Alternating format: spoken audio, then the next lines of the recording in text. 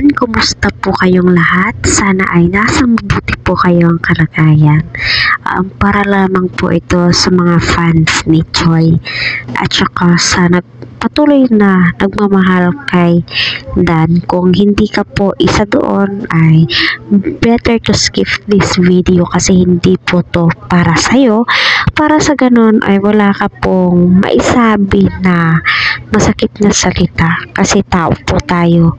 Yes, nagkakamali. Hindi po tayo perfecto at hindi po tayo ipinanganak na perfecto. Kaya wag po tayo magmalinis kasi baka mas marumi ka pa kay Joy. At si Joy ay napakabait at alam niya mag-adjust sa mga bagay at pilit niyang nilalabanan ang mga bashers. So, tikom lamang po yung bibig ni Joy patungkol nga po dyan.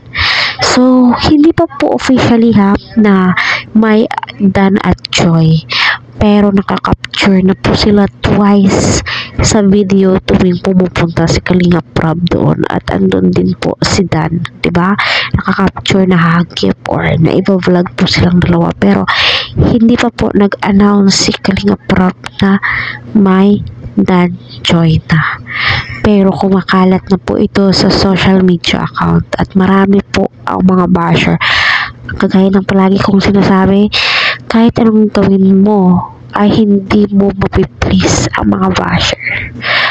More basher, more blessings at magiging successful kasi inggit lamang po yan sila at hindi makamove on. Charot. So yun, tama po yung sinabi ni Joy sa interview Real Talk that time na nagkaroon po siya or na-link po siya sa isang love team na itong si Mr. J or Kuya Joms, no? So, pangalanan na lang po natin, grabe po yung mental depression, anxiety na nararanasan po niya. Kasi nga, ikaw ba naman yung batikusin pagsabihan ng kung ano-ano ng mga basher. Mumurahin ka below the belt na hindi naman po niya deserve. Mas maina magbigay po tayo ng advice yun.